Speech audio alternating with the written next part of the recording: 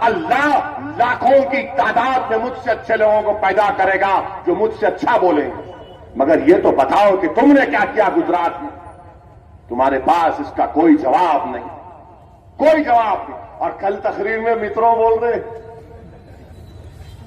अरे क्या झूठ, अरे चौकीदार की जगह लिख देना झूठा, झूठों का बादशाह, झूठों का शहंशाह कौन? मोदी।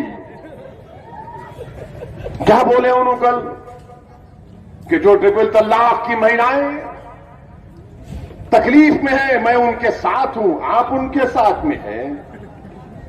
क्या बोले तुम? अब मैं नहीं बोलता, वो मैं कैसा बोलूं? मैं बोला तो फिर इन शुरुआत असदुद्दीन अवैसी पर्सनल अटैक कर दिए, घर पे हमला कर दिए उनके। अब घर में नहीं है तो अपन क्या करेंगे? पाशा बैगन को बोलो, माशाल्लाह अपने घर में है और हम खाली यहां बोलते, घर में जाके टाइम हो जाता है, ऐसा हो जाता है। हकीकत है वो जितने बड़े बड़े लीडर है ना, सब बाहर अच्छा बोलते, अंदर गए तो खामोश रहते पूरा, क्योंकि घर में जाते कि बोलते बाहर अंदर नहीं, हम बोलते बिल्कुल सही। इनका मामला ना अंदर ना बाहर, खाली बोल बोल बोल, झूठ बोल झूठ बोल। अब इन्हों बोल रहे कि जो ट्रिपल तलाक की महिला है, मैं इंसाफ दिलाना चाह रहा था। अच्छा आप इंसाफ दिलाएंगे? अच्छा मोदी साहब ये तो बताओ, जकिया जाफरी को इंसाफ दिलाए आप? वो जकिया जाफरी जिसकी आंखों के सामने एक 60-65 साल की औरत, उसकी आंखों के सामने उनके शौहर के जिस्म के 25 टुकड़े करके जला दिए गए। मिस्टर मोदी, क्या आपको जकिया जाफरी के इंसाफ की फिक्र नहीं है? क्या आपको जो जम्मू में वो मासूम बच्ची 10 साल की जिसका रेप हुआ और रेप के बाद उसका मर्डर हुआ, उसकी ताईद में आप ही के पार्टी के लोग निकले थे ना? जब आपको याद नहीं आई बच्ची वो? मिस्टर मोदी, जब आपके घर से 40 मिनट के फासले पर गुरुग्राम में वीडियो निकला एक बच्ची का, जो छत पर खड़े होकर उसके घर में घुसकर उसके बाप को मारा जा रहा था, उसकी वीडियो में आज भी आवाज महफूज है। एक 5 लोग एक छत के दरवाजे के ऊपर खड़े हुए हैं कि जालिम चढ़कर ऊपर ना आए, और वो बच्ची दौड़ रही है एक कोने से दूसरे कोने के, अब्बा को मार रहे, हाय हाय अब्बा को मार रहे, अब्बा को मार रहे। आप मोहब्बत दिखाना था मिस्टर मोदी। मारने वाले क्या बोल रहे थे? लटों से घुसकर जालिम बुज़दिल, वो हिजड़ों की औलाद है जो एक ज़ईफ को मार रहे थे। अरे अगर मुकाबला कभी करना है तो आओ मर्दों से करो, तुम घर में घुसकर मारे उसको। और क्या बोल रहे? भाग पाकिस्तान को, भाग पाकिस्तान को। और उस घर में जिस शख्स को मार कर कह रहे थे भाग पाकिस्तान, उस घर के ऊपर हिंदुस्तान का तिरंगा लहरा रहा था, जिसको हम देखकर फख्र महसूस करते। आपने ये भी नहीं देखा क्या मिस्टर मोदी वो आपकी हमदर्दी थी? आपकी हमदर्दी थी? बताइए आप कितने वाकयात बयान करो इनके। ये झूठ बोलते हैं कि मैं ट्रिपल तलाक के नाम पर मुस्लिम औरतों से हमदर्दी करता हूं, तो हमदर्दी नहीं करते। तुम्हारा कानून जो तुमने ऑर्डिनेंस जारी किया, उस ऑर्डिनेंस के तहत कई लोग जेल में जाएंगे और औरत को इंसाफ नहीं मिलेगा। कोई भी मर्द अगर बोल दिया ट्रिपल तलाक, तलाक तलाक बोल दिया, जिसको मुस्लिम उलेमाओं ने कहा कि तुम गुनाहगार हो, तुम अपनी बीवी को ऐसा नहीं तलाक दे सकते, तुम गुनाहगार। बल्कि पर्सनल लॉ बोर्ड ने कहा कि हम इसका बायकॉट करेंगे। इनका कानून क्या है? इसको जेल में डालो। उन्हें तो खुश हो जाता, जेल में डाल के वो अलाउंस देना, कहां देता अलाउंस उन्हें? ऐसा गलत कानून जो कॉन्स्टिट्यूशन के खिलाफ है, ये कानून बनाए। मिस्टर मोदी, आप और औरतों की सिक्योरिटी नक्को पाशा, बहुत किस्से आपके। अब बोलना शुरू करें तो आप बहुत आप लोग हंसेंगे, कल शाम तक मेरा टीवी चैनल पर पोस्टमार्टम होगा। बहुत बोल सकते हो आप भी, जो है ना काफी आपके किस्से हैं, नहीं बोलना चाह रहा हूं मैं, मगर आप इंसाफ अगर करना है इन वाकयात को रोको। आपसे हमको उम्मीद नहीं है, क्योंकि आपके 5 साल में इतने वाकयात हुए कि उसकी फेरिस्त भी नहीं अगर बयान करना शुरू करूं तो सुबह हो जाएगी। और फिर हमको बोलते टीआरएस का गाड़ी का स्टीयरिंग पे आप क्यों बैठे हैं? मिस्टर मोदी एक बात बताओ, आपका उत्तर प्रदेश का वो क्या नाम है उसका? हाँ जो भी है क्या है कि नहीं मालूम, सुधरता नहीं उन्हें, उसको भी बोलेंगे बैगन को बोलो। उन्हें ये बोलता है कि हिंदुस्तान की जो फौज है, जो फौज हिंदुस्तान की, वो मोदी की सेना है। याद रखो उत्तर प्रदेश के चीफ मिनिस्टर, हिंदुस्तान की जो सेना है वो हिंदुस्तान की सेना है, तुम्हारी मोदी की सेना नहीं है। तुम हिंदुस्तान के सेना की बेइज्जती कर रहे हो, तुम जानते नहीं हो। हां, मैं तुमको बताऊंगा उत्तर प्रदेश के चीफ मिनिस्टर, मोदी की सेना कौन सी है। मोदी की सेना वो है जिसने इखलाक को मारा, घर में घुसकर इखलाक को मारा। मोदी की सेना कौन है? जिसने जुनैद को मारा। मोदी की सेना कौन है? जिसने अंसारी को झारखंड में मारा।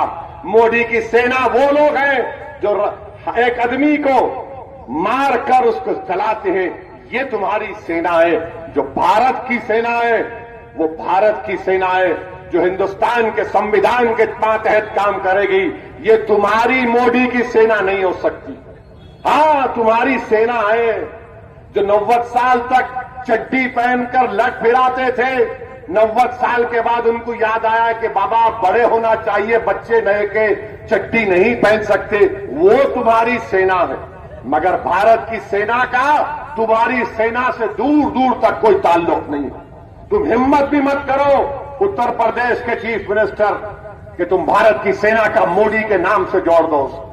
ऐसे 56 मोदी आके चले जाएंगे। ये भारत की सेना रहेगी जिसने हमारे बॉर्डरों की हिफाजत करती आई। और फिर ये बोलते कि हमने बालाकोट पर हमला किया, हम भी मानते, हम भी बोले कि ठीक है बालाकोट पर आपने किया, मगर किसका भरोसा करें? हिंदुस्तान के वजीर आजम बोलते कि अपोजिशन पार्टियां सबूत पूछ रही, सबूत। मिस्टर मोदी, सबूत की बात आप मत करो। मक्का मस्जिद का बम ब्लास्ट कोर्ट ने बरी कर दिया। क्यों बरी किया? आपने एविडेंस पेश नहीं किया। समझौता का ट्रेन ब्लास्ट, 25 हिंदुस्तानी मारे गए। जज लिख रहा है जजमेंट में मिस्टर मोदी कि एनआईए ने जो बेहतरीन एविडेंस था उसको दबा दिया। जज लिख रहा है, मैं नहीं कह रहा हूं। कह रहा है कि दिल्ली के रेलवे स्टेशन का सीसीटीवी कैमरे का फुटेज पेश नहीं किए। बताओ मिस्टर मोदी, सबूत तो वहां भी था।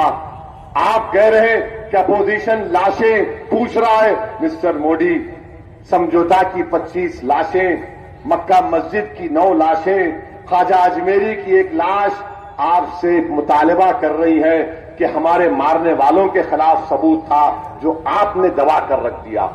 बताइए आप, ये इंसाफ है?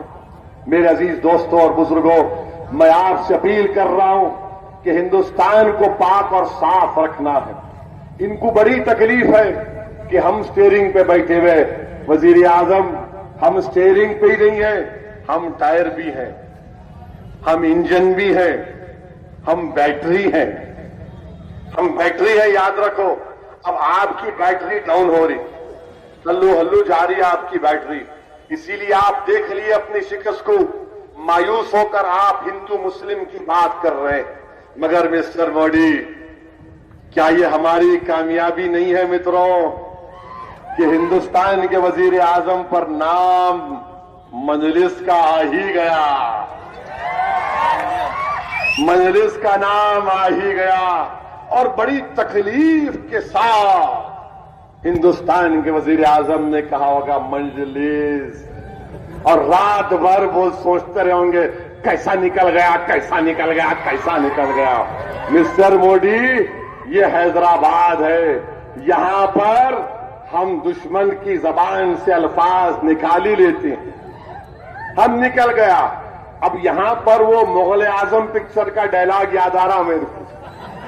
देखे थे दूरदर्शन पर जब बच्चे थे हम, अभी भी बच्चे हैं, अभी भी जवानों में, समझे ना। मेरी दाढ़ी व्हाइट हुई तो यकीन नहीं करना। हाँ, हैदराबाद का छिचोरा हूं मैं। आप देखो, हैदराबाद की जब बात आई, थोड़े दिन पहले हमारे घर में एक शादी थी, तो एक दोस्त आए हमारे, बहरेन में रहते, उन्होंने बहुत पुराने हैदराबादी है, बेचारे आए, मिले, चले गए। बाद में मेरे को मिले, बोले असद साहब आप पूरे हैदराबाद के जो ट्रिप था मेरा, उसके पैसे मिल गए मेरे को। मैं बोला क्यों, क्या हुआ? बोले असद साहब मैं एयरपोर्ट पे था, एयरपोर्ट में प्लेन का टाइम था तो मैं टॉयलेट में गया, बैतुल खला में गया। वहां गया तो जरा लाइन थी, तो एक बड़े मियां जो है, शायद अंदर थे टॉयलेट के, एक नौजवान जो है जाके खटका मार रहा वहां पे, अंदर से आवाज आ रही हूं। अब खटका मार रहा हूं। आखिर में बड़े मियां जो है चिचा निकले, तो बच्चा बोला अरे क्या इतनी देर बैठ गए वहां पे? तो चिचा बोले छोटे पाशा, किसको शौक है अंदर बैठने का, जरूरत थी तो बैठी। तो उन्होंने बोले असद साहब वो जुमला मैं बरसों के बाद सुना और खुश हो गया। तो हैदराबाद है, हैदराबाद है, मुंह को नहीं लगना। अब इनको पुराने शहर में तरक्की नहीं दिख रही। अब मेरे से प्रेस वाले आके पूछे, मिला शाम में आओ यहां पर पोस्टमार्टम करेंगे। तो मैं सुना रहा हूं आपको, हैदराबाद में एक जोक हुआ। ऐसे एक आदमी था जो अपने आप को बोलता था, लोगों से बात करता था। तो आपको रमजान का महीना है, आने वाला है इंशाअल्लाह, अल्लाह हमको जिंदा रखे रमजान तक और हम रोजे रख सकें, दुआ कर सकें। तो रमजान के महीने से पहले हम देखते ना, लोग खड़े होके चांद दिखा क्या, चांद दिखा क्या। तो ऐसी हैदराबाद में क्या हुआ, एक मर्तबा लोग खड़े हुए, तो एक आदमी जो है बैतुल खला से निकला, सीधा निकल करके आके बोला मित्रों आप लोग क्या कर रहे हैं, ये क्यों कर रहे हैं? तो बेचारे बोले अरे तेरे को नहीं मालूम? बताओ मित्रों क्या कर रहे हैं आप? तो बोले हम चांद को देख रहे हैं, चांद निकला नहीं निकला। तो 10-15 लोग खड़े हुए थे, चांद निकला, अब गले मिले, मुबारक मुबारक, अब तरावी शुरू करना है। इन्हों जो थे, अरे बड़ा चांद बड़ा बदबूदार है यार, हाथी नहीं धोए तो बदबू आएंगी ना। तो इनका मामला इसी है, इनको सब बदबू नजर आती। हैदराबाद में कोई डेवलपमेंट नहीं, साउथ में कुछ नहीं, औरतों से इंसाफ, मेरा पाशादरा हाथ धो लो, सब साफ हो जाओ, उसके बाद सब सही दिखेगा। कुछ भी नहीं, मंजलिस ऐसा वो ऐसा। अरे हम ड्राइवर भाई कुछ भी है, हमारे बच्चे जो है मोदी साहब मेहनत कर रहे, खून पसीना बहाकर ड्राइवरी कर रहे, आपको पेट में क्यों दर्द होगा? बहरहाल मेरे अजीज दोस्तों और बुजुर्गों, मुझे एक और जलसे में जाना है महेश्वरम में, वहां पर भी जाके भड़काऊ भाषण देना है। मेरी आपसे गुजारिश है कि 11 अप्रैल के दिन आप अपना एक वोट मंजलिस के ताईदी उम्मीदवार रणजीत रेड्डी साहब, जिसका इंतखाबी निशान गाड़ी है, गाड़ी को कामयाब करिए। और तेलंगाना में इंशाअल्लाह ताला 16 सीट पर टीआरएस, 1 सीट से हैदराबाद की मंजलिस कामयाब होगी। और हम इंशाअल्लाह ताला दिल्ली में एक नई हुकूमत तश्कील देंगे, और मुझे पूरा यकीन है कि चंद्रशेखर राव उसमें बहुत बड़ा करेंगे। मेरी आपसे गुजारिश है कि अपना वोट डालिए और टीआरएस का जो निशान है, जिसकी मंजलिस तायद कर रही है पार्लियामेंट इलेक्शन में, उनको कामयाब करिए। मुझे और एक जलसे में जाना है। शुक्रिया। सब